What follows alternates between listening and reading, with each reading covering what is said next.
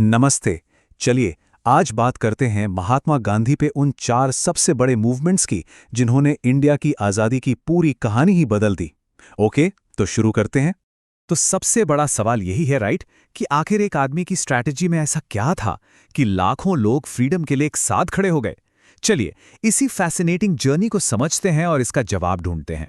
तो ये है हमारा रोड मैप, गांधी जी के स्ट्रगल के 4 इंपॉर्टेंट स्टेजेस। हम एक एक करके इन सभी स्टेजेस से गुजरेंगे और देखेंगे कि कैसे हर मूवमेंट इंडिया को आज़ादी के एक कदम और पास ले आया। तो सबसे पहले गांधी जी ने सीधे नेशनल लेवल पर कोई बड़ा आंदोलन नहीं किया।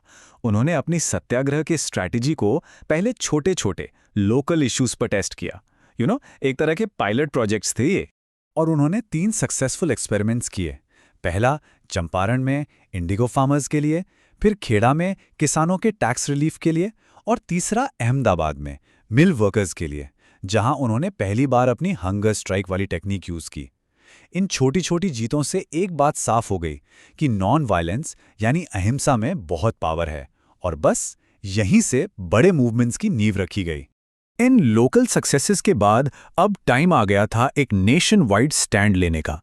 एक ऐसा मूवमेंट जिसने पहली बार पूरे इंडिया को ब्रिटिश हुकूमत के अगेंस्ट एक साथ लाकर खड़ा कर दिया। इस मूवमेंट के पीछे 2 मेजर रीजंस थे। एक तो था रॉलेट एक्ट। सोचिए, एक ऐसा काला कानून जिसके तहत ब्रिटिशर्स किसी को भी बिना ट्रायल के जेल में डाल सकते थे। और दूसरा रीजन था जलियांवाला बाग का वो भयानक मैसेकर जिसने पूरे देश को हिलाकर रख दिया था। आइडिया बहुत सिंपल था, पर इतना पावरफुल कि बस ब्रिटिश हुकूमत को कोऑपरेट ही मत करो, स्वदेशी चीजें अपनाओ और विदेशी सामान, स्कूल, जॉब्स सब कुछ बॉयकॉट कर दो। मैसेज बिल्कुल क्लियर था, अगर इंडियन सपोर्ट ना करें तो ब्रिटिश राज एक दिन भी नहीं टिक सकता। लेकिन फिर चौरी चौरा में एक वायलेंट इंसिडेंट हुआ और गांधी जी ने पूरा मूवमेंट वापस ले लिया इमीडिएटली। सवाल उठता है क्यों? क्योंकि उनके लिए नॉन वायलेंस सबसे ऊपर था। उनका प्रिंसिपल क्लियर था, आजादी चाहिए पर हिंसा या वायलेंस के रास्ते से बिल्कुल नहीं। तो कुछ साल की शांति के बाद गांधी जी वापस आए और इस बार उनकी स्ट्रैटेजी और भी बोल्ड थी।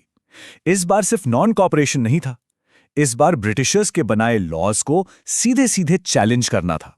इसे कहते हैं सिविल डिसोबीडियंस। इसका मतलब बिल्कुल सिंपल है, हम आपके गलत कानूनों को पोलाइटली तोड़ देंगे, हम उन्हें फॉलो नहीं करेंगे, पर यह सब कुछ बिल्कुल पीसफुली होगा, बिना किसी वायलेंस के। ये ब्रिटिश राज की अथॉरिटी पे एक डायरेक्ट अटैक था। और इस मूवमेंट का सिंबल क्या बना? नमक, सॉल्ट। इसकी शुरुआत हुई ऐतिहासिक दांडी मार्च से, जहां गांधी जी ने समुंदर के पानी से नमक बनाकर ब्रिटिश सॉल्ट लॉ को तोड़ा। अब सोचिए, नमक जैसी रोजमर्रा की चीज को चुनना कितना बड़ा मास्टर स्ट्रोक था, क्योंकि ये एक ऐसा इशू था जो हर इंडियन से कनेक्ट करता था, चाहे वो अमीर हो या गरीब। और अब आते हैं इस कहानी के फाइनल चैप्टर पर, आखिरी और सबसे डिसाइसिव मूवमेंट, वो फाइनल पुश जिसने आजादी का रास्ता तय कर दिया। देखिए, उस वक्त सेकेंड वर्ल्ड वॉर चल रहा था और पूरी दुनिया में बड़ी बड़ी चीजें हो रही थी। इसी बैकग्राउंड में लॉन्च हुआ क्विट इंडिया मूवमेंट। इस बार कोई डिमांड्स नहीं, कोई नेगोशिएशंस नहीं, सिर्फ एकदम साफ और सीधा मैसेज था, अंग्रेजों भारत छोड़ो, क्विट इंडिया। और इसी मूवमेंट में गांधी जी ने वो नारा दिया जो अमर हो गया, करो या मरो, डू और डाई। मतलब बिल्कुल साफ था, अब पीछे हटने का ऑप्शन ही नहीं है। या तो हम इंडिया को आज़ाद कराएंगे या इस कोशिश में अपनी जान दे देंगे। और इस एक नारे ने लिटरली पूरे देश में आग लगा दी। एक नई एनर्जी दौड़ गई।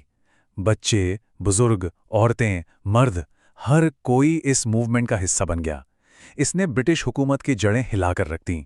और यही वो मोमेंट था जिसके बाद इंडिया की आज़ादी बस वक्त की बात रह गई थी। तो आखिर में एक सवाल के साथ इस डिस्कशन को ख़त्म करते हैं।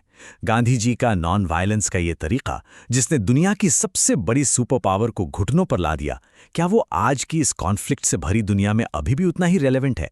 सोचिएगा ज़रूर।